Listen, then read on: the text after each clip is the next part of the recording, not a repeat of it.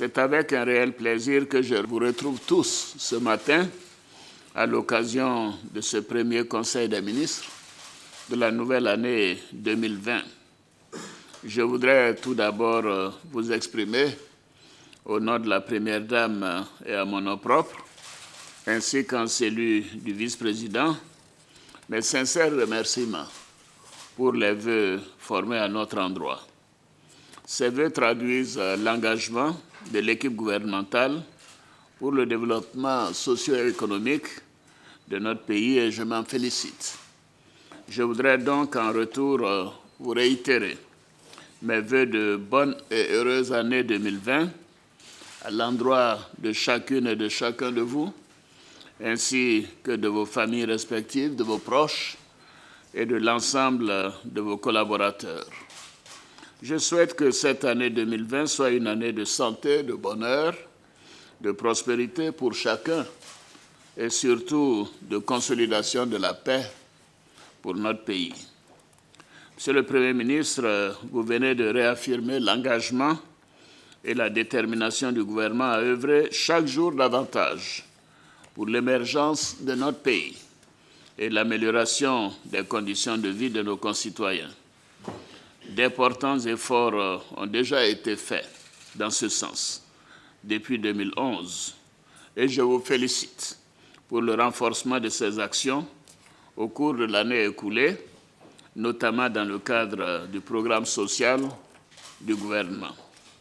En effet, l'exécution de cet important programme que nous avons porté à 1 000 milliards de francs CFA a permis d'obtenir des résultats tangibles dans les domaines de l'éducation, de la santé et de la protection sociale, de l'électricité, de l'eau potable, des infrastructures routières, ainsi que de l'emploi et de l'autonomisation des jeunes et des femmes. « 2020, une année électorale, une année que l'ensemble des Ivoiriens souhaitent passer dans la paix et la quiétude.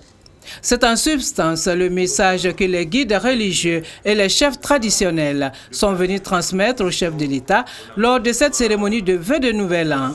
Les hommes de Dieu et les gardiens de la tradition se disent également prêts à accompagner l'État dans ses efforts de maintien de la cohésion sociale et de l'avènement d'une paix durable.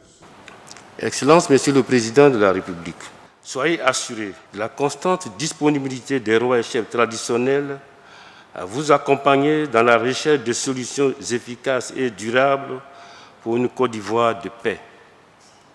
Nous réaffirmons solennellement notre engagement indéfectible à continuer nos efforts en faveur de la paix et de la cohésion sociale sans lesquels aucun développement réel et durable n'est possible.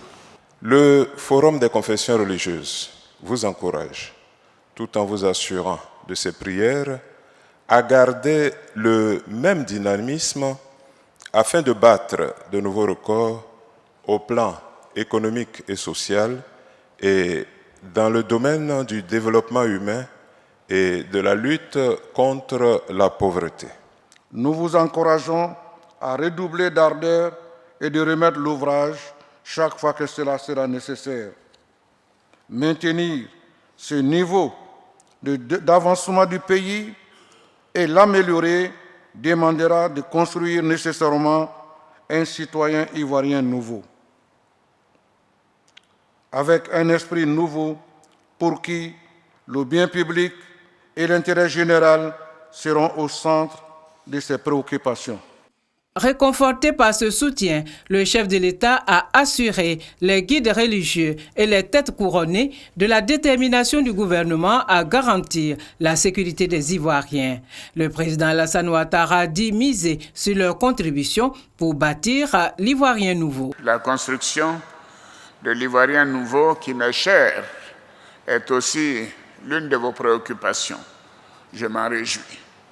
Le gouvernement ne ménagera aucun effort pour y parvenir à travers notamment le système éducatif et la célébration du mérite et de l'excellence, afin de motiver chacun de nos concitoyens, notamment les plus jeunes, pour le travail bien fait et pour une meilleure prise de conscience de l'intérêt général. Cette mission doit aussi être la vôtre, en invitant chacun de nos concitoyens à la responsabilité, au civisme et à la tolérance.